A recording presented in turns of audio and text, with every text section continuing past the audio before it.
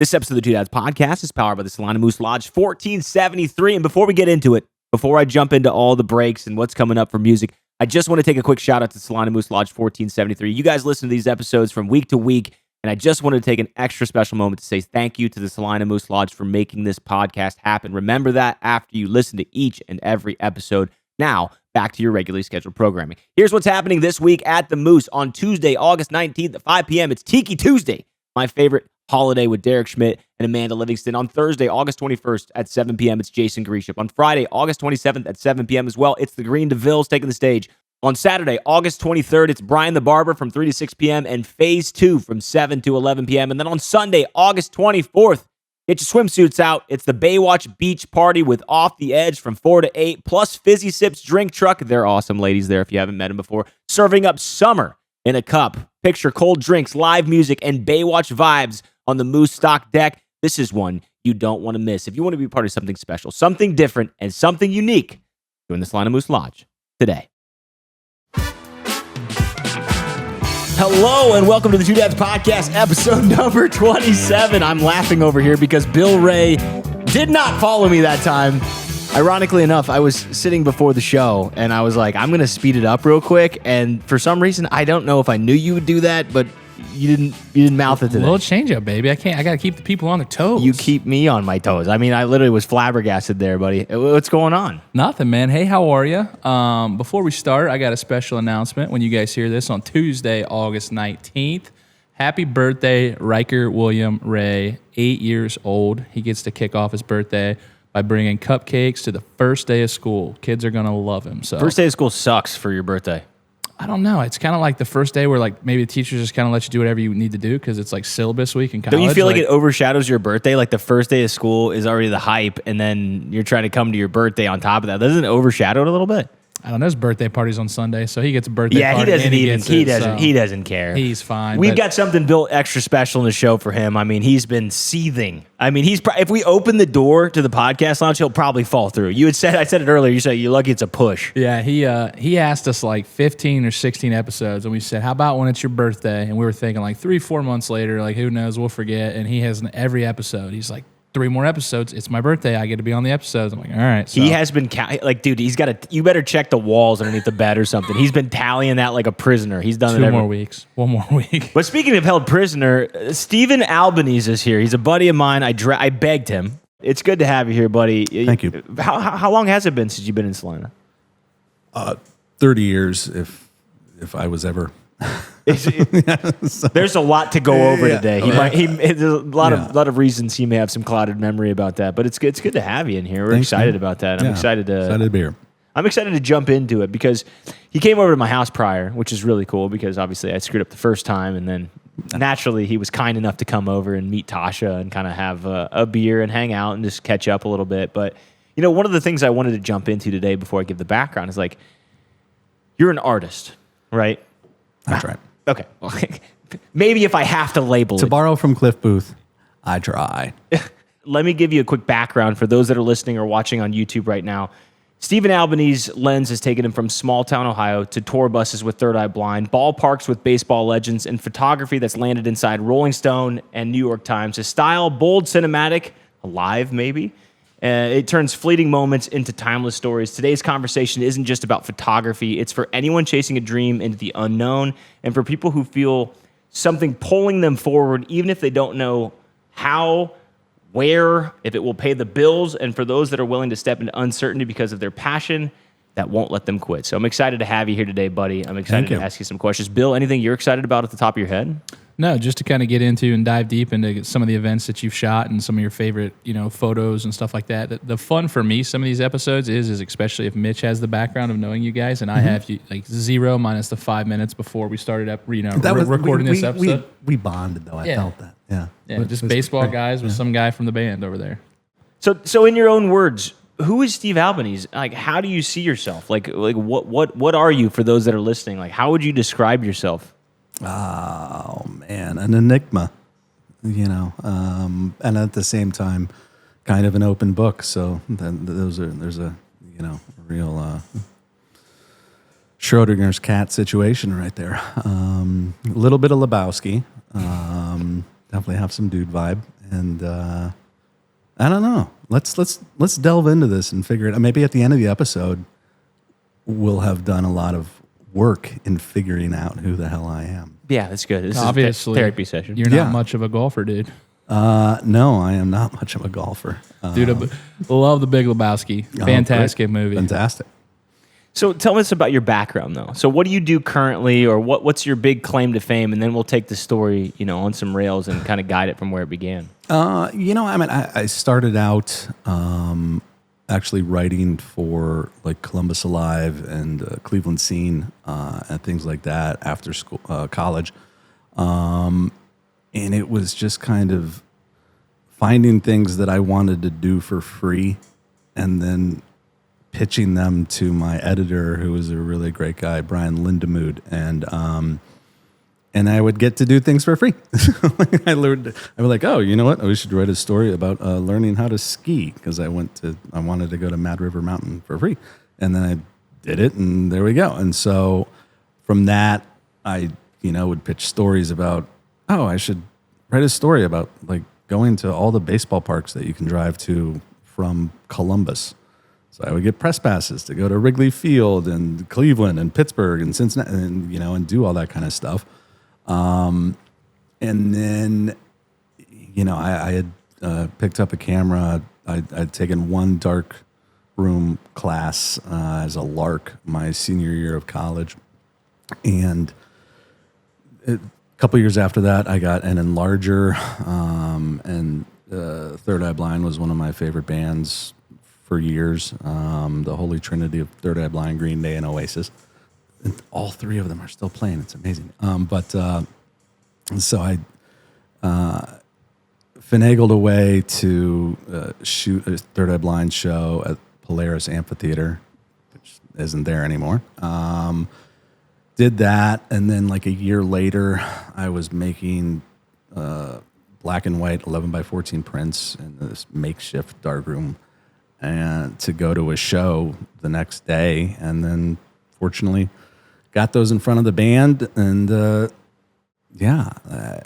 I think I was always kind of curious as a kid, and I did get a Minolta XTSI was my first camera. And I do remember, though, going to Chicago. I was a finance major and an econ minor, which is just, yeah. I didn't mean to laugh in your face. No, as you should. I mean, like everybody, I think. Okay. Would laugh. Yeah, it's pretty preposterous if you think about it. But I remember the first time that I was like, oh, like I kind of have a bit of a knack for this. Was I had an internship at Northwestern Mutual, and they flew me to Chicago to be like at their main like meeting or whatever, because they were like gearing me to be like some insurance, which was great. I mean, like it was a prestigious internship and lovely, and it was in the winter.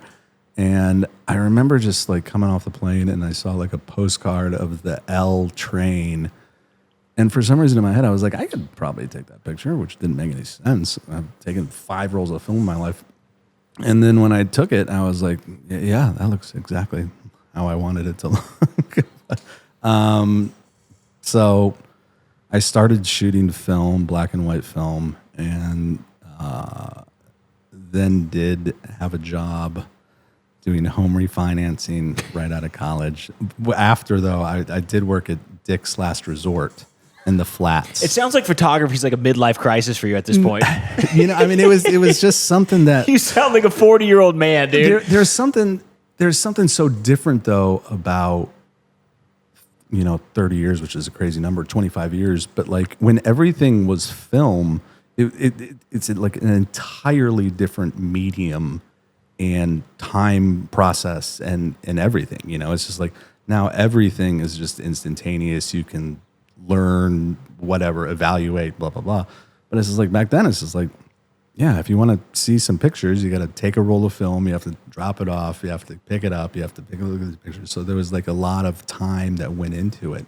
I took 4 rolls of film in Panama City, and then like I got them all developed, and like as we were going through them, they were all just like, "Oh my god, like I fucking love it." Like they were like, all of them wanted just like an entire set to like just kind of remember the whole process of that fun, week or whatever. So that's always kind of my favorite part about photography and taking pictures is that, like, ideally it kind of takes you back to a memory and kind of like a time and place of where you were at. I mean, last night I was like looking for something, and this happens every once in a while, but like I will just text people out of the blue, like, and I did this at 1 a.m. last night of just a random shot from like 12 years ago or something like that, just to kind of take them back to like where they were at that time or whatever. So that's one of my favorite things about it. So you mentioned the L train, and then you mentioned your trip down to Florida with the boys. Were those your moments, or was there ever a moment where you took pictures and got some result back, and you're like, this is it? Like, was that you got locked in and addicted to it there? Or is there ever a moment that you remember as like, that's the picture that hooked me? It's that one that's on Mitch's shirt right there. That's not the greatest portrayal of it. DTG. So that there was a Third Eye Blind show. Again, they were like one of my favorite 3 bands, and I think this was 2002 or 3. But they were playing at Pierre's in Fort Wayne, Indiana. Live on 989thebear.com. It's Pierre's Third Eye Blind featuring, who were they playing with? I don't know. Okay. We don't know. The band hasn't showed up yet. For a while, no. There was one tour that they did with Tonic, but I don't think that was it. If you could only see the way. Yeah. But Tonic was great too. But Tonic was awesome. So I had got some ticket on eBay to see them and then like maybe meet them after the show or something like that. And this is when, so like the night before, I had shot them at Polaris like a year prior. I'd finagled to get a photo pass and like whatever. And so I'd take 2 rolls of film, of which that shot was one of them. So like, I was supposed to go with a buddy, and he backed out like last minute, and I was like, God damn it. So like I still went anyways, and I brought the, like 20 11x14 prints that I just made, and so I got there early, and I happened to see Orion, their original bass player, walking around in the parking lot before the show. And I went up to him and I was like, yo, dude, would you mind if I showed you these pictures that I took? And he's like, yeah, man, sure. And so like I showed him, bring out these box of prints. And he's like, dude, you took these? And I was like, yeah. He's like, these are fucking amazing, man. Do you want to come to he's like, are you going to the show tonight? I was like, yeah. And he's like, are you shooting it? I was like, well, not yet. He's like, do you want to? And I was like, yeah. So fortunately, I had I brought my camera, I brought film, I was ready to go. So I shot that, ended up meeting them after the show. This is going to be easy from here. I just did that. This is all just gravy from now on. So you were in the parking lot and you stumble upon one of the band members. Yeah. And you're like, hey, I've got your buddy bailed. Yeah. And you brought 11x14 prints with you to the show. Yeah, because I mean, I'm sure I probably would have regardless, but that ticket at the time, and they were kind of ahead of the curve with a lot of things, but they were selling tickets where you would do like a meet and greet afterwards. So I had some inkling that I was going to meet somebody, and then I was just going to present them this big. Talk to me about that though, real quick, because I think. Some people can relate to that. I certainly can. Your buddy bails on you, and you're going to Pierre's, and you're like, I'm still gonna go. It's kind of like people that bring the ball glove to the game. You know what I mean? Like you bring a ball, like I'm gonna catch a home run ball, and they do, right? Yeah. You certainly had that same mentality. So you show up, you bring your prints, but you also brought your camera. Yeah. Do you ever think about like how crazy the trajectory of what you just shared with listeners is? Yeah. If you didn't have your camera and Orion goes, dude, these prints are sick. Do you want to shoot the show? And you go, I didn't bring a camera. Yeah. You're screwed. Yeah. Or if you don't even have the prints, but you brought the camera, you're like, hey, dude, can I shoot the show? And he's like, Creepazoid, can you just, dude, you and every other guy in the parking lot, chill out. Yeah. Yeah. No, I mean, it's, you try and be prepared as much as you possibly can be for things to, present themselves.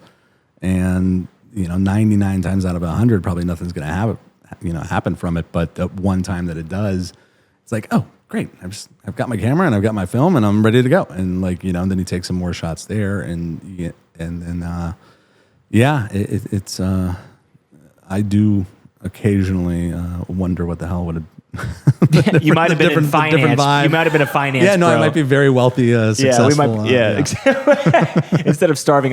That is an interesting point, Bill. Is like we always talk about stories on here, and they're very straightforward. There's somebody that's gone through a trial or a failure, or they've had some success in this area because they've done X, Y, or Z, and it's sort of measurable. One of the reasons I definitely wanted to have you on here is because you sort of represent, and maybe this is a better way to say it, you represent the immeasurable. You are the 1 out of 100 that when you do show up and prepare and you put yourself in a position to do that thing that you're after, that you can sort of hit it out of the park. Because even the reason that we met, right?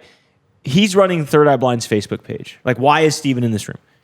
He's running Third Eye Blind's Facebook page, okay? And they put something out like, oh, Ohio State's campus is awesome, like just chilling under this tree. And I just like hit him up. I'm like, dude, you on campus right now? You want to grab a beer? And he was like, well, no, I think the first time is when, didn't I leave some tickets or something like that? And then I posted, come get those things. And then that's right. That is the first one. Yeah. So I honestly don't remember how the hell. Yeah, I don't remember. Yeah, it's like how I got the garage beer fridge. Dude, they just left it, and I followed their tweet, and then I went and got it. Yeah. So the Third Eye Blind thing he's talking about, though, I decided that I was going to go to a concert. Like I liked Third Eye Blind. I didn't love them at the time. Now I love them, but I liked them at the time, and I just decided in college I had just left Wright State, and I'm like, I don't want to be in Dayton. No offense, sorry, buddy, but I don't want to be in Dayton anymore. I moved to Columbus. I broke up with my girlfriend at the time, and I just go there. And one of the first things I do, I was like, I've never been front row to concert, and I want to go stake out. I want to go sit out there and just get front row. And it was at the Newport, which is cool. I also saw Green Day. I saw Green Day at the Newport when they came in too. Oh, yeah, I remember that was incredible. So anyway, I'm out there for a Third Eye Blind show, and I'm looking at Facebook, and it says, hey, like Brutus is happy to see you. There might be some tickets nearby. So I run over to the student union across the street. I had people like hold my spot because I've been sitting there for hours. Run over across, and underneath the seat is 2 tickets to the show, signed by the band. So then I run back, and I'm like, dude, I got the tickets, but now I have 3 tickets. So I'm like, what am I supposed to do? And at the time, one of my really good buddies, he bought a Two Dads hat. His name's Spencer Fowkes, is running. He's jogging. He's just jogging down the street. And I'm like, Spencer, what's up? Do you want to come to the show with me tonight? I have an extra ticket. He goes, I'm jogging. Like, I'm sweaty. Like, it's a very hot day. And he's like, yeah, let's do it. And so then he goes home, showers, and I scalped the other tickets, and we made money on the night to get beer, and we have those tickets. I showed them to today, which is crazy. Oh, you still have them? I was going to ask. That's badass. Yeah, I still have them today. So when he came over to the house, I showed him the tickets that I still have, and it was marked 4/12/12. That would have been, 13 years ago. But at the spontaneity, it's kind of the point of the show is like the spontaneity of like, what can you say about putting yourself in the right position? Is that something that's guided you your entire life? Have you been sort of like 80% planned, or is it 20% planned, 80% like just huff it? Leo Kremer, who was the bass player right after Orion, and dear friend of mine still, but he came up with the term poor planning, sound execution, which I've always liked. And at the same time, though, I do far more planning than it appears, but it's kind of like a iceberg situation of like, I don't talk about what I'm doing. I have kind of a checklist in my head of, these are the things that if presented an opportunity, will allow me the most capability of success.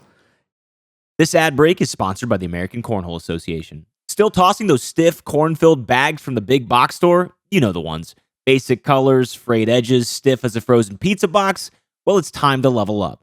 Check out the Synergy Soft bags from the American Cornhole Association, our go-to bags for backyard battles. They're dual-sided. One side is fast herringbone wool that slides like butter, perfect for clearing the board or pushing your bag in. The other side is grippy suede, great for blocking or sticking that clutch shot exactly where you want it. And here's the kicker.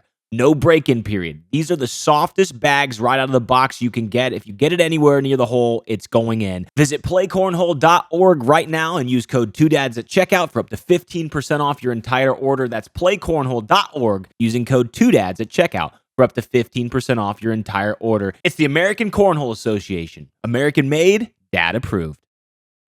Part of what I do, and I certainly, I don't know how useful this is for other people, but I actually try and eliminate information or things that I don't need to know or worry about. It's like, tell me the time of the show, tell me this, that, or whatever. And anything else, I don't care. You eliminate the noise. Yeah, it really doesn't matter. And so for allowing yourself to do something when it comes up, you need to have the tools at hand and just like the mentality to be able to switch over like immediately, to make something happen. So for that, I mean, just kind of hearing you talk, let's say you're in the moment at a concert or a baseball venue or a wedding, wherever you're at. Do you think you rely more on like conscious choice and planning, or do you just let your instincts take over and just say like, hey, I know I was planning on doing this, but I know this is going to be better, and you just ditch the plan? That's a great question. Thank you. But no, I mean, I think photography is very unique, both as an art form and also just, I mean, it's very much informed the way that I deal with most things in life of, you need to react immediately all of the time. There's, it's just like, there's no, why is this happening? It's just, I gotta react to it. Like if all of a sudden the lights go down or the lights go out, it's like, hey, can somebody turn the light? It's like I gotta do something right now. It doesn't matter why something's happening. I just have to react to it. So yeah, I mean, I think that genuinely does that's kind of how I live to a certain extent. I mean, to me, it sounds like that's the art of it, right? That's where like anybody can take a picture with a camera, right? But the art of it's finding the shot today. in the moment. I get what you're saying, but it's just like that's the fun. Like that seems fun to me. Like it would be a challenge. Like it's where like how creative can I get with this camera to do something that nobody else in this venue can do? Because now I see 60 people at a sporting event all taking the same photo of the same guy pitching in baseball.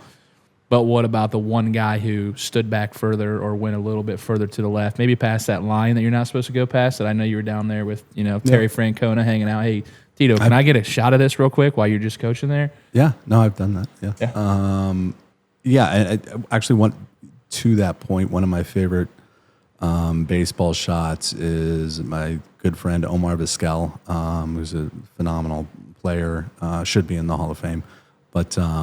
We've become friends over the years, and when he was inducted in the Indians Hall of Fame, 8-10 years ago or something like that, he was in a Porsche on the field, and they were going around, and so I was like continuing to take the shots, and then when that was all over, he got out of the car and was going into like the dugout, and I just continued to go.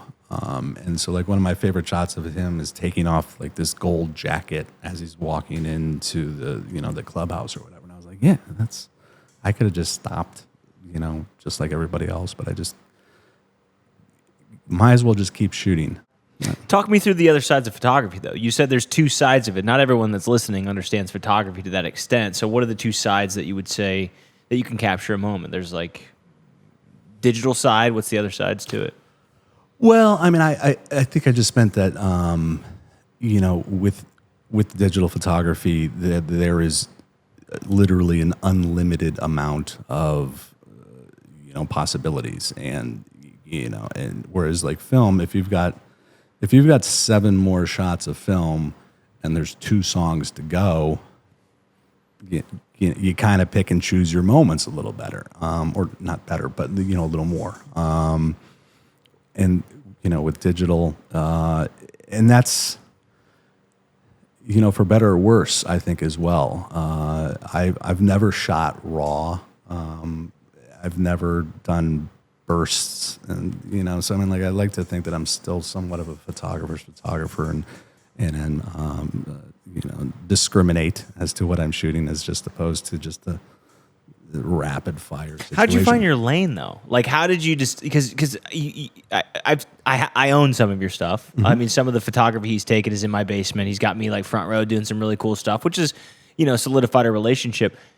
How do you curate as someone who's a photographer? Like, how do you create your style? Because you definitely have your own succinct style. I mean, there was a genuine moment where that occurred, where I've been doing these prints for a couple of years, and it sold some, and was doing some stuff with Third Eye Blind at that point, and the gallery hop in Columbus, that they do. Do they still do that? Yeah, they used to. I don't know. Post-COVID, it's all sort of weird. Yeah, I'm not really sure they do it to the extent that they used to do it. I used to, yeah. And when shops would stay open late. For those listening, shops would stay open late. And there was people like on High Street. Everyone would just walk down High Street. Well, there was like all these vendors and stuff. Right, too. vendors would come out. But yeah, so like I did that, and there was all these people that were like super dialed, and they had their setup and like whatever. And the one day, I just told my buddy Clint, I was like, you know what? I'm gonna go down there and I'm just gonna sell some prints. Like there was no planning with this, but like so I went down, and I don't even know if we brought a table. I mean, like we brought nothing. It was just clueless. And so I went down there, and we went to like a construction site like a couple blocks away, and got a giant piece of like plywood and just put it against the telephone pole, and then with masking tape or scotch tape or something like that, I just taped 11 by 14 prints on this thing. And then like I sat in a chair, and I put like a bottle of wine and a Gatorade, and then I just sat there, and like we ordered a pizza to be delivered to us on the street. And I was reading Sin City by Frank Miller, and it was a visceral moment, I remember. And I was like reading, just drinking wine, and like people were asking me about pictures, and I was like, I don't have time for you. Now you get the pretentious side. I did it. No. It was. I don't have time for you. No, it wasn't. It wasn't that. I don't have time for you. It was just like this was all just pure entertainment for me. Like I was just like, this is all kind of just entertaining. I did sell actually a few prints or whatever, but there was this one moment of. I was like looking at the Sin City comic, these stark black and white, and like just, and I went like this, and I was like, oh, that's where I get my vibe from. Like it was so Sin City, yeah, like the Sin City Frank Miller, of just, I was like, oh yeah, like that was just like kind of an innate, like there you go, like look at the back of that book right there. Like I can't show it up. Josh will get mad about this is not a manual focus, but no, I mean like that vibe of like a Sin City, very stark silhouette. I was just like, okay, that's, and particularly with the black and white film that I was shooting at the time, that was something that I, really liked. But I will say though that like I do like the fact that I am not tethered to a singular style. I don't think.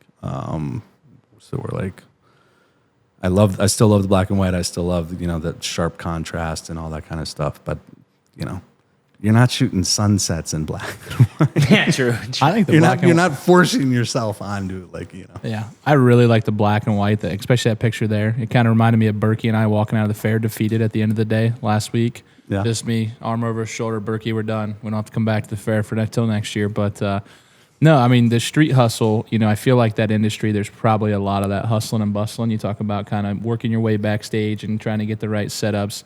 I could anticipate this being a potentially high failure field, right? Like you just got to make it or break it. I just don't know the industry that well, but it's either make it or break it. It's kind of like comedians on the road, I would take it. Did you ever get to the point where maybe you weren't succeeding and your back was against the wall and you feel like giving up? Literally every day. Yeah, and I mean, I don't think that's something with photography as well, that it's very unique, let alone, in the last 10, 12 years or whatever. But it's an art form unlike most other art forms, I mean, God bless bands. I mean, like you can, there's one-hit wonders that are still singing the same song. You could only No, we're not putting Tonic. I love Tonic. Sorry. Tonic is fantastic, but unfortunately with Never gonna give you up. There you go. No, Rick Astley is great too. Come on, but I think people would be shocked that I'm this kind of genial and not ripping on things. My family will be very happy, but like with music or with other art forms, you can make something and then you can continue to do it. And it's like with photography, it's like, oh man, those are awesome shots. Do it again. Like it's literally like now could you just do that again, like right now, and then right now, and then right now, and then right now. And so that's great, and so like I and it's also, I love doing that, but at the same time, there's not much carryover to like what your skill is in the past to what it is moving forward. I mean, you are constantly having to do it again,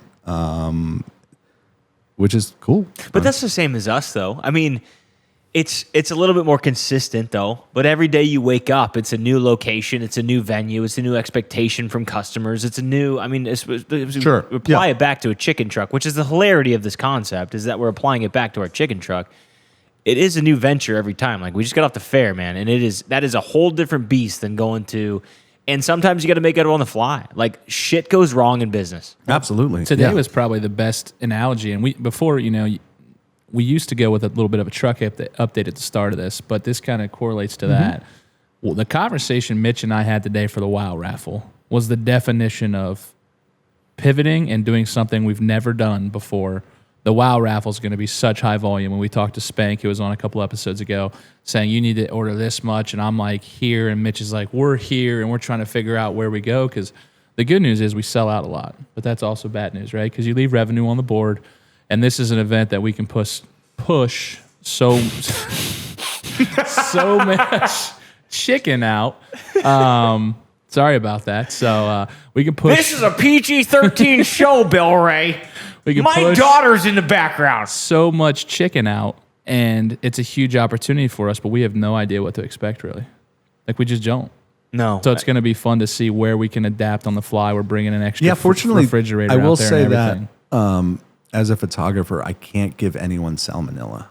That's good. That's true. That's very important that you can't poison Easy them. life you live. How much can you benchmark off people, though? Like, we called somebody today, and we're like, hey, you've been to this thing before. How do I go about it, or like sort of go into it the right way? Can you, one of the things I'm hearing is like a photographer is like, it's very hard to give advice, because not only do you curate your own style, you curate your own look, you find the shot, you may have exceptions, whether it's digital or film, and you're kind of like, well, how many shots do you have? There's so many nuances to everything. If a young photographer called you, or a business owner, whatever, and was like, hey, Steven, how should I go about this? Can you even give advice? Like, I don't mean it like sarcastic. I just mean like, can you give advice in this profession? I mean, I think the advice that I give is to try and have your own style and something that you're comfortable with and you enjoy, because that's the most important thing. If you don't like what you're shooting or what you're doing, that's going to show. And also you're going to get burned out on it, or something like that much faster.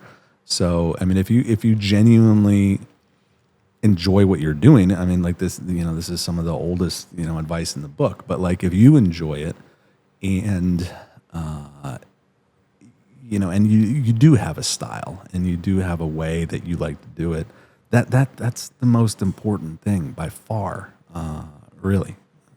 I think it applies to everything we're doing too. Yeah. Like chicken truck, like the Two Dads brand versus other chicken trucks, and the way that the color schemes. And also, I mean, like in continuation of that is just like, don't try and copy or emulate somebody else. I mean, you can definitely, take in as many different things from hopefully many different styles or whatever, but, don't go out and be like, I want to shoot like, Henry Diltz, or I want to shoot like, Annie Leibovitz or something like that. It's just like do what you think works for you.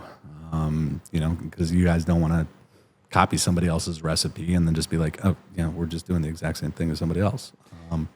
For someone that's listening who's starting a business or a creative venture without a clear money-making plan yet, that happens. Like, you're talking about following your passions, right? Yeah. Irregardless of how the money will come one day, Because, if you're following the money and doing it in someone else's way, then, the odds are it's not going to work anyways. So you might as well go out doing it your own way.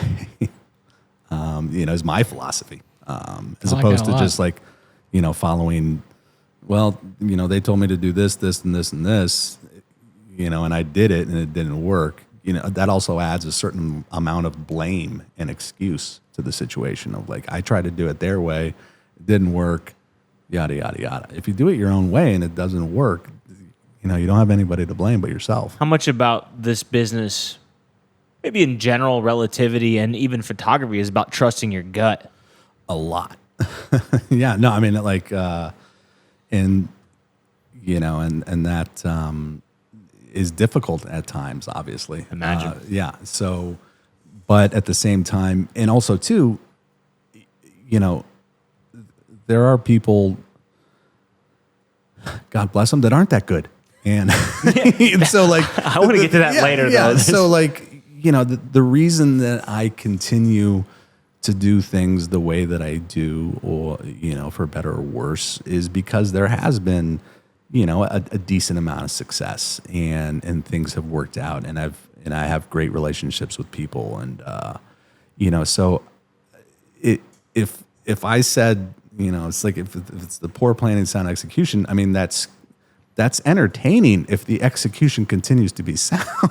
Like if you're failing 9 out of 10 times, it's like, dumbass, how much more planning? But like if there does continue to be a track record of good work, then I think, and I still hope that at some point that's going to pay off. Now, good work and kind of monetization of that are completely different things. So you guys might make you guys might go out and be literally the best food truck at a fair or at a town or whatever event you might be, and for whatever reason that day it just didn't work out. Now, do you need to retool everything to kind of retrofit or or change how you're doing it? It's like, no, like we actually had all the things in play, but for some reason today it didn't work out. This analogy, like of sports or whatever. So yeah, so kind of talking about that, like scaling up a little bit for your business. You come from a smaller town in Elida. I know you Columbus, Cleveland area like that. So when you kind of went and gravitated towards the big gigs, what was the key to your success to getting into some of those gigs? Obviously, we heard the Third Eye Blind story, but like, I'm sure a lot of that sales ability too, right? Like your ability to kind of find the right guy or the right person, sweet talk them, sneak past the gate or whatever. What does that take to get into some of those big events as like a starting, photographer, even if you were mid-level? When I moved to LA in 2006, it was kind of it was 100% on a whim, and I wasn't sure. I had been doing stuff in Columbus and and Cleveland or whatever, but when I got to LA, I was like, I don't know if this is going to like I don't know how these skills are going to translate, and it actually they just heightened and got better. So I don't know, like that's anybody that tells you this is the secret or this is the recipe. It's just like it really is just kind of throwing you into the water and be like, sink or swim, figure it out. And for whatever reason, I had a personality and kind of skill set. But I will say though that like I think in my case I come from the best family in the world and I'm so fortunate for that. But I think underselling and overperforming is important. And, I think doing great work, when you're allowed to do it, and being honest and open with the people that you're working with, having good relationships. That's, these are just kind of basic things, but, having good communication. That's sorry. This is a garage. Yeah. That's pretty good. But, the basics really, they matter. And then, there was now, going back to Frank Miller, 25 years ago or something like that, I don't know what it was, but when he had the sequel to The Dark Knight come out, I spent a year trying to get an interview with him, and to come, God knows how the hell I was doing this, but so finally at some point I had somebody at DC Comics, and I called them for the 7,000th time, and I was like, yeah, I'm going to be in New York next week, and this would be a great time to interview Frank if whatever. And she's like, well, he's actually in town, and and then she got back to me later that day or something like that, and it's like, okay, well, you can interview Frank for an hour at the Blue Bar at the Algonquin Hotel in downtown Manhattan. And I was like, holy shit. And then I was also like, well, God, I guess I gotta go to New York next week. But so I interviewed Frank Miller, and it was just, I was kind of dumbstruck the whole time. But at the same time, we just sat across the bar and drank Pilsner Urquell's and interviewed. And I was really quite honored, actually. At some point he's like, where are all your notes at? And I was like, I prepped for it beforehand. He's like, oh, I'm pretty impressed. Yeah. Nice. So, but then after the fact, he's like, well, do you want to turn off the recorder and, just talk for a while? I was like, yeah. After your hour was up? Yeah. That's sick. Yeah, no. So we ended up having several beers, and I brought out a couple Dark Knight comics and had him sign them. Wow. And then I brought out a notepad with for him. I was like, could you do a sketch? Yeah. Did he do it? He looks at me. He's like, you're really pressing your luck here. But he's very sweet. So he did it and did the sketch or whatever. And then I asked him, and this kind of comes back to what you were saying. I mean, like, here's the thing, like, particularly I think when it comes to an artistic endeavor, I mean, you can put in the work, you can, do all the things that you can, but there is something innate, that is there, that I don't know if I have it or not, honestly, but I asked Frank, and I was like, I was like across the table, and I was like, I could go to school, I could, work for years. I will never learn how to draw like you. Like Jen, I was like, how does that, where does that come from? And he like looked at me, and he like picked up the pencil, and he's like, with this thing in my hand, I feel like I'm invincible. And I was just like, I was just blown away. Maybe it's the beers, Frank. No, it was just so dope. And so he did go to the restroom, and I took a napkin, and the only sketch that I can do is a very rudimentary Batman sketch. So I made a Batman sketch for Frank Miller, and he came back, and I was like, hey, Frank, you made a sketch for me. You're good. You made a sketch for me, and I wanted to give one to you. And he said, give it to him, and he looks at it. He's like, huh. He's like, well, you didn't sign it. And I was like, to Frank Miller, and like whatever. And so like getting up and ready to leave, and I was like, you're not gonna have that thing by the time you get home, are you? And he's like, I'm not gonna have this thing by the time I get to the corner. That's incredible. So one of the things I was curious about while we were talking about this, the Frank Miller story is amazing, but I think people will be curious, and I'd be remiss if I didn't ask you, like, one of the most difficult parts, whether it's photography or business, is surviving in between the gaps, right? Like, it's not just being able to network. It's not being able to put yourself in a position to sort of get to the next phase. It's not just that. It's sort of all of them as a homogenation. But my question to you then is, how do you financially survive between gigs? Whether you're a small business or a photographer, like, is there a side hustle? Like, is there a recommendation? Like, did you flip burgers on the side and then do it when you're in LA? Like, you didn't know how it was going to go. You're probably not surviving just off the Third Eye Blind stipends. Like, No. How does that work? And what advice, or maybe can you kind of tie that into the response? I guess. That's $1 million question. Well, that's why we have the $1 million podcast. But I think. And that's genuinely something that's unique to everyone, and also a trade-off of how much time do you want to give to allowing yourself to what you want to do compared to how much you want to continue to do what you want to do. And so, there's no secret. There's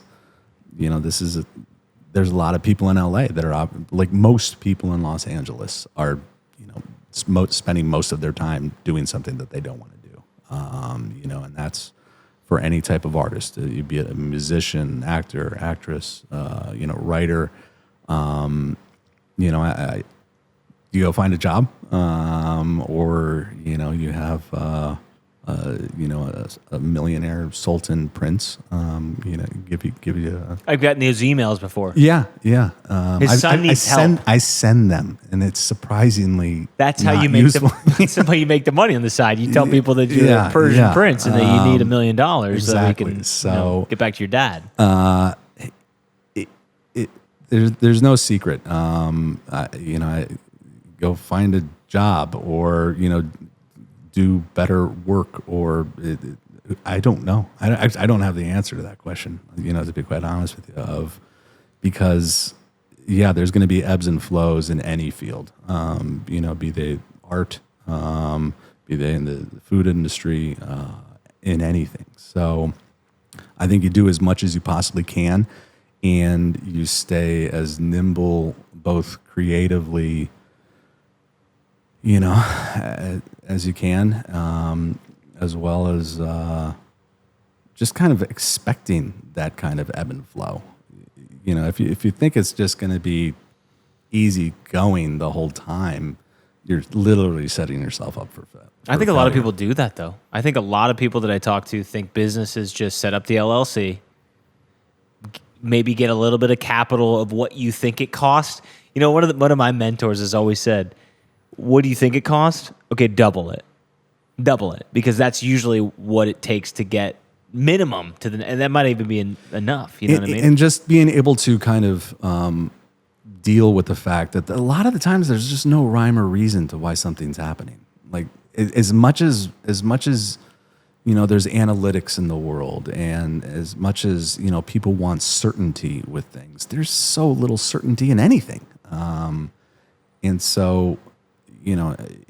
If you're going out to wherever and all of a sudden, a deer runs out in front of you and you lose weather, or storm, and then all of a sudden, then your pay is down X% from that.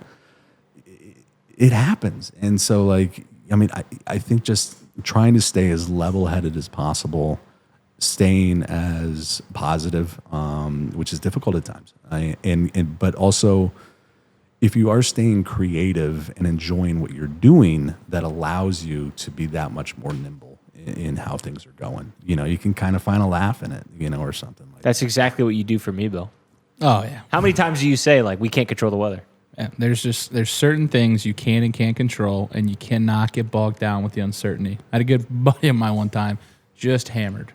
And he says hold on. And it was inevitable. Yeah. It was 3 p.m. Yeah. And he said, him. The only thing I'm ever certain of is uncertainty. It's just such a simple quote, but it's like you're just guaranteed that there is going to be ups and downs. And we talk about a lot. Ours strikes and gutters, is a lot of. I mean, we're going to go to this thing that we're planning for the WoW raffle to sell our asses off. And odds are we're going to sell our asses off. Well, Spank But- said the same thing. If but it we- rains, but- he's effed. But we might not. So you got to take those challenges and you do the best you can with what you have. You make as good of a plan. And if we have to pivot and say, hey, we didn't sell as much chicken, we open up on Monday and Tuesday to get rid of it before it spoils after, the time frame. But one thing I wanted to ask you on here, big sports guy. I know we talked about the musicians and the Third Eye Blind and a little bit about, the Omar stuff. But what's one big difference from those two industries, right? I know you're still taking photos and stuff like that, but I'm thinking like the lighting in a concert venue is dull than bright. A baseball, It's already set. Yeah, It's set for you. A baseball game, obviously the sunset's different out of the west, and at 7 o'clock at first pitch and 9 o'clock last pitch, there's a lot of different things. So what's some intricacies between those two, and what's your preferred venue? Is it sporting events or is it concert venues? Concerts ideally allow you to move, particularly like if you know the band and you're like whatever. There's an endless amount of movement that I like to do. Obviously you start down in the pit sometimes or whatever, but baseball games, I've shot a lot of baseball games in the dugout, and it's awesome, and it's boring after. It's the same. Like you're taking the same shot for the most part, and fortunately, I was extraordinarily lucky to, when I was doing a lot of these games. Omar is just hilarious, artistic, just a wonderful guy and a clown. He's just fun as hell. So, one of my favorite shots is, this is in Anaheim, and he was playing with the White Sox, and it was like the 8th inning. It was like a pitching change, and for like a close game or something like that. And Omar's looking at me from the mound like this. For those that are listening, he's got the gun to his head right now. Yeah, and just with a smile on his face. And fortunately, I had the right lens and everything. But and I love that. But so, yeah. There's a lot of times, particularly. If you've been at the ballpark since say it's a 7 o'clock game, you get to the ballpark at 4 o'clock. It's all of a sudden 9 o'clock, and then also too.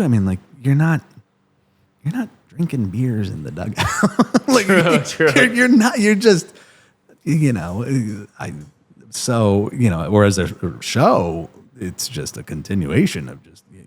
But at the same time, I'm literally like running around just nonstop during that. But I love taking pictures of baseball games. It's so much fun. And that's why actually when I go to ball games, I don't care where I sit because genuinely, because I've sat in the dugout. Yeah.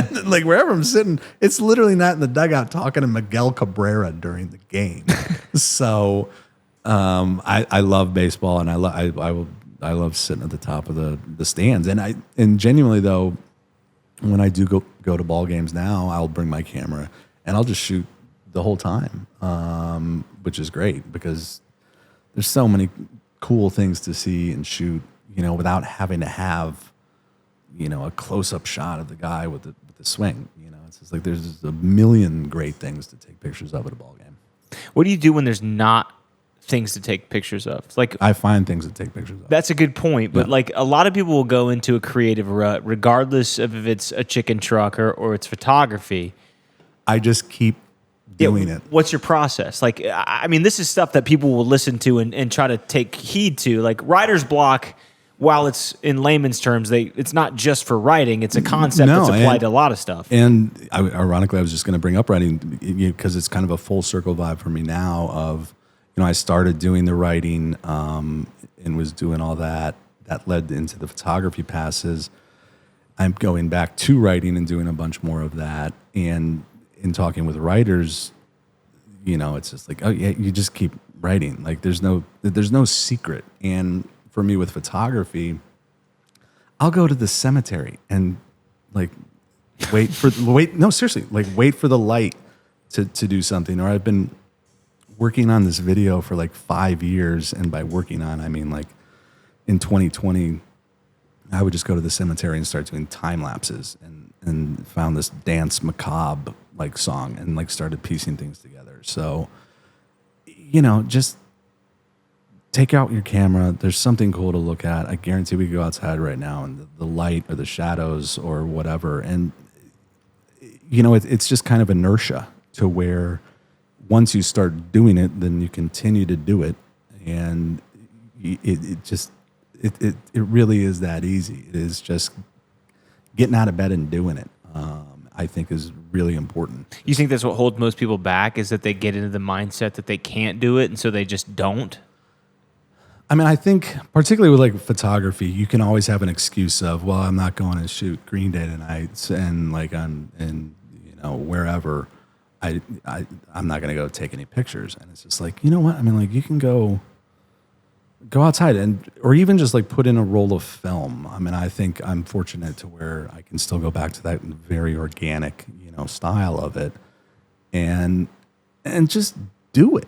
And because you never know when you might see something or when you might continue to be inspired, or just even literally going out and doing anything allows you to then have a conversation, have an interaction. Be in a position. Get your mind working on something that, you don't necessarily have the end goal in mind, but you're moving forward. And I think that's very important in any field, of just staying mentally limber, of, doing things that you like to do, and then just not boxing yourself into, I am only going to do it during these premeditated times. That's so well said. I mean, that reminds me so much of the venues that we pick for the food truck, because fortunately, I wouldn't say we're spoiled for choice, but we have better options this year than last year, right? Like we have better venues. We're not just doing house shows. You know what I mean? Like we have places like the fair that are arenas that kind of open up to us, and the mentality still exists though. And Bill and I have said, like, this will always be our essence, is like, I don't really care if it's a house show or if it's like, nationwide arena equivalent of the food truck industry, which the fairs, I would say, or the WOW raffle we've been talking about, we're going to show up and do the same damn job, because the people are sort of expecting that same, regardless of if it's 50 people and you're singing for the fun of it, or you go to this big thing and you make some money off of it. So I think that's well said, something to key takeaway. I think to tie it back to what he was saying was like when we had that meeting in January, February, it was cold. Food trucks weren't even a thought. Schedules weren't off. Mm-hmm. And we just said like, okay, let's go think of the top 30 places we want to go this year. Like, what are the events that we think we can get into that we haven't gotten into? And then like within 2 weeks, I told Mitch, I'm like, I got the schedule ready. He's like, ah? And I'm just like, I just started calling anybody that I knew that knew somebody, right? Like if I tried to get to you, I'd call Mitch, say, hey, that Steven guy, get me a call with him so I can try to get in there. And it's just kind of like, get out there, do it, call it. My dad used to always say, what's the worst they're going to do? Say no. My mom says that too. So just keep shooting, keep going, keep trying, because the difference between winners and losers usually is just the relentless effort. Like I think a lot of us have a lot of really good opportunities in us, and the ones that can't deal with rejection, can't deal with hard times, are the ones that just shut down and say, that's just not for me. No, it's not for you, because you're just not built to continuously knock that door down until it eventually opens. And then there's Third Eye Blind standing there for your career opportunity that may launch you to wherever you may need to go. And stand-up comedians, actually, it just came to mind. They are a profession where, and there's a great documentary on Jerry Seinfeld. After Seinfeld ended, he went back, and Dave Chappelle does this, or like all of the great comedians are kind of known for just 30 minutes after they just played Madison Square Garden, they could show up at just a dive bar and do 20 minutes because that's what they like to do, and they need that kind of just honing of their skills, or they want to try new things, and just staying mentally limber and continue, and not being afraid to fail, and also always learning. Just you can't read enough. You can't try different things. Even though it might not necessarily be in your field, it could add to something else. So that kind of vibe is just do something creative. Just do something. Yeah, I mean, no baseball pun intended, but like just always stay there for the next at bat. If you can keep swinging, you stay in the big leagues and just keep taking at bats. you might hit something out of the park. You know what I mean? You just have to be mentally limber. You have to be sort of in a position to win that spontaneity. Like, and I always say this too. Whether it was with an influencer that I worked with, a chicken truck, I don't know, a skit that went viral, like it's all still relative on the timeline. It's sort of like in one position, you have to be aware that these opportunities exist. You have to sort of like see in the cosmos, like this could happen. I don't want to say manifested it, but you're like, dude, I'm going to go to this concert and I know I'm going to meet this guy. Yeah. Okay. But number two, and I think is the more important part here is you got to be ready for it. You still brought your camera. No, I mean, again, yeah. I mean, like you need to kind of be able to put yourself in the position of where you're going to be at moving forward, and just have whatever tools that you might think are necessary, and then also to, if you don't have them there, figure it out or make the best of a bad situation. I think I bring up the analogy of Tiger Woods a lot in his prime. He was not only the best golfer, but oftentimes he was also known for, like, instead of getting a double bogey, he would just get a bogey. When things were going bad, you mitigate that as much as possible, which is life, is mitigating the bad. So if you're doing something and you have these lofty expectations, and then it's something immediately precludes whatever the highest level of that situation was going to be, you don't waste the next 30 minutes like, well, it's not going to be this. It's like, it could end up being better. It could end up just being like, oh man, like, yeah, that was going to be a shit night. And then instead of ruining the night. Yeah, you just pivoted quickly.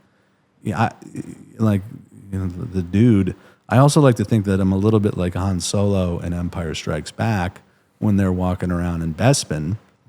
This is going to do really well for a lot of the people during this podcast.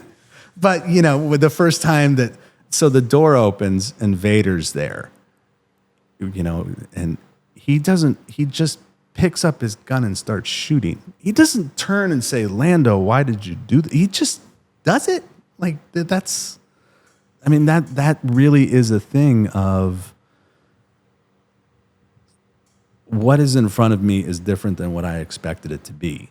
I can either sit and ponder it, or I can react to it immediately to the best of my abilities. And I'm not saying like just willy-nilly do stupid things or anything like that. But yeah, don't worry about don't worry about why it's happening.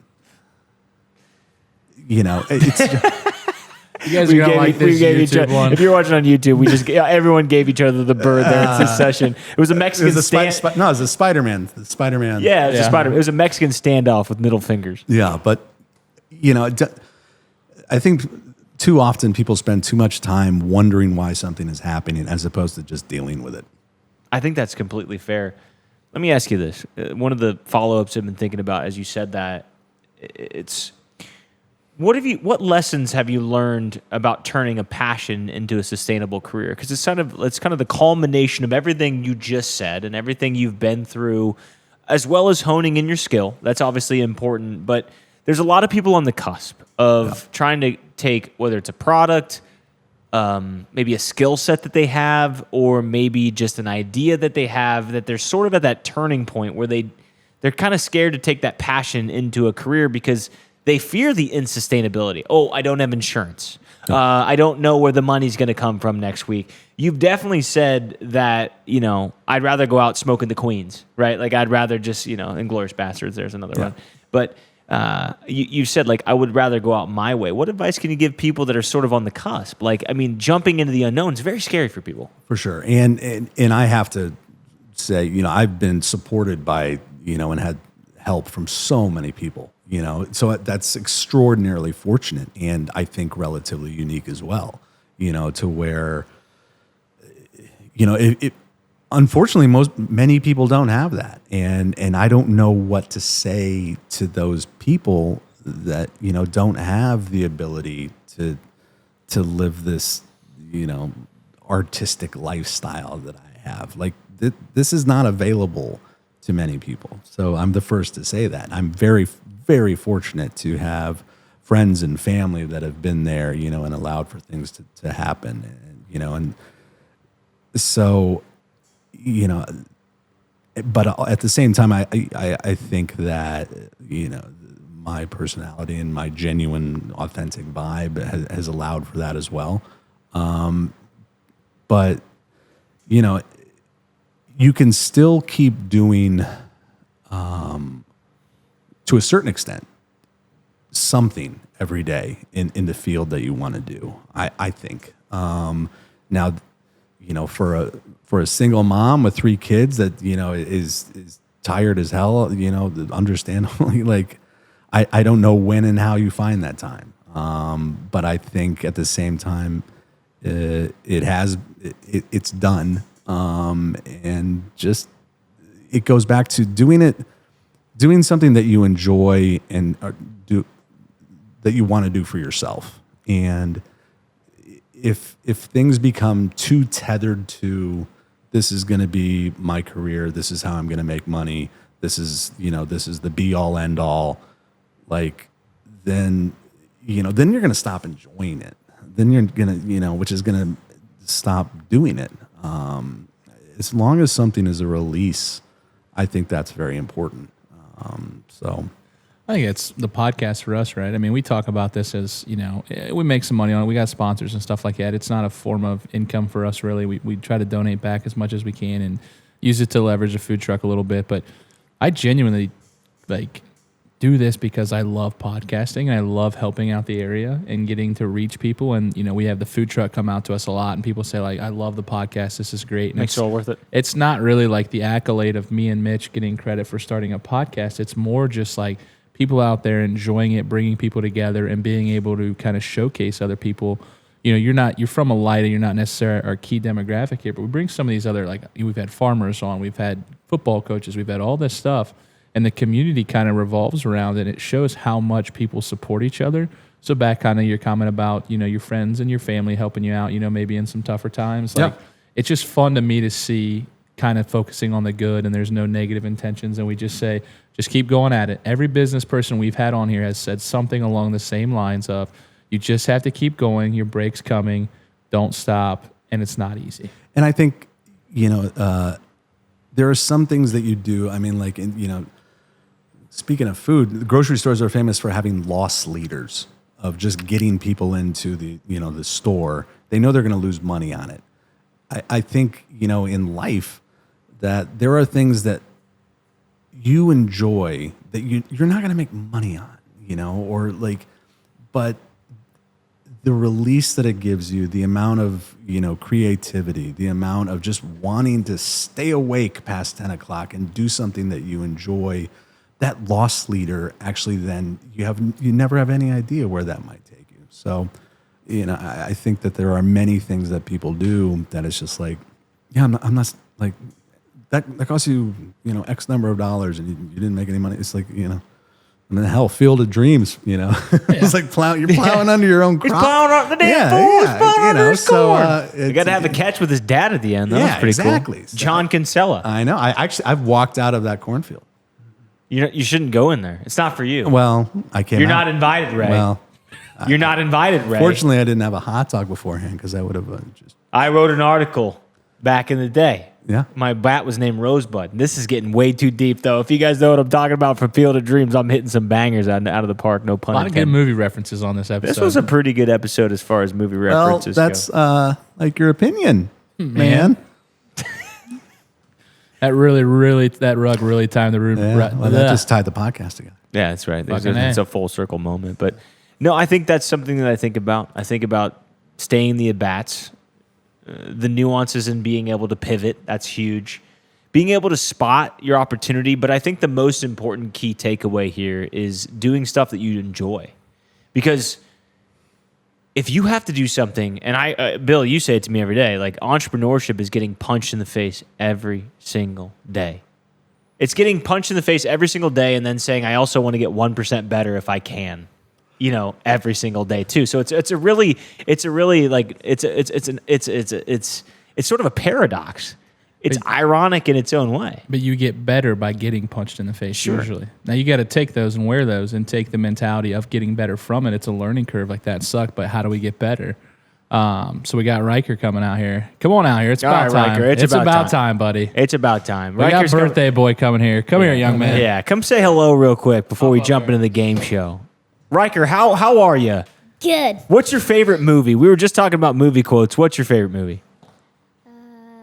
Talk right in the mic. Jaws. What is it? Jaws? Your favorite movie is Jaws? Steven Spielberg's Jaws. Is there a cartoon Jaws or just No. okay? You like the movie where show me the way to go home. I'm tired and you don't like that one? That's the boat song though. No. Okay, that's right. What's your favorite part about Jaws? I don't know. That's fair. What do you think about failure? He's got better answers than me. We don't even need you on here. All right, well, folks, it's time for the game show portion of this. Riker, it's your birthday. Happy early birthday. How old are you going to be? 8. You're going to be 8. And Riker, you've been waiting how long to play this game show? A lot. Long Like a meal. Like Like a year, maybe. Like a year, maybe. Yeah, probably. It's been about a year, Steven. So Wow, okay. this is royalty. This is a big moment for Okay, Riker, and all I right. just need you to respect No, him. am I playing him? You're gonna play together. Okay, this is a game called This or That. It's Riker's birthday, and today he's stepping up to the mic for our special birthday game, This or That. It's photo edition. Here's how it works. I'm going to give you 2 things you could snap a picture of, one silly, one epic, maybe both, and you have to pick which one you'd rather take a photo of, Riker. You understand that so far? Yep. You're going to pick which one you'd rather take a photo of. No wrong answers. You just have to do it fast, okay? You guys ready? You're going to say this or that. I'll give you 2 options, and you let me know what you'd rather take a photo of, okay? Okay. Okay, you ready, Jaws. Steven? Yep. Okay, here, Jaws, there we go. Bill, keep me on time with what's going on. That's just, the laptop shut. All right, you ready? Yeah. Riker's birthday cake or Riker hitting a baseball? Baseball. Baseball. Okay. A dog in sunglasses or a cat in a bow tie? Sunglasses. Dog. A rock concert crowd or a football touchdown celebration? Football. Concert. Riker hitting a grand slam or the tallest Grand Lego slam. tallow you ever... Grand Slam. Yep. Okay. Yep. You hitting a home run, Riker, or dad dancing in slow motion? Dad dancing. No, I don't want to see that. No. A giant snowball fight or a fireworks show lighting up the sky? Snowball. Fireworks. A castle you built in Minecraft or you scoring a touchdown in Madden? Touchdown. Touchdown. Okay. A llama in a baseball hat or a penguin eating a pizza? Penguin. Penguin. Yeah, for sure. You opening the you opening the best birthday present ever, Riker, or you blowing out 100 candles? Oh, present. Open. Yeah. Okay, that's Who good. cares about the candles? That's right. You playing baseball on your iPad or a Lego baseball stadium you built? Like Lego. Yeah. I think the Lego. Okay. A baseball mascot race or a T-shirt cannon blasting T-shirts out in the crowd? T-shirt. Race. Okay. Which I like one? T-shirt. Well, yeah. Okay. We don't have to agree on everything. Yeah, that's right, Riker. Calm down. It's your birthday. You don't get mad at I me. know. Your birthday party with everyone smiling or Steven's favorite sports moment he's ever shot? Steven. Oh, let's go. Boom. That's the Two Dads Podcast. Thank you, Stephen Albanese, for coming here. Riker, buddy. happy Good early times. birthday. Appreciate you being here. That's the Two Dads Podcast, episode number 27. Riker, I'm tossing it to you. Tell everybody good night. Say goodbye and that you'll see them next week. See you next week.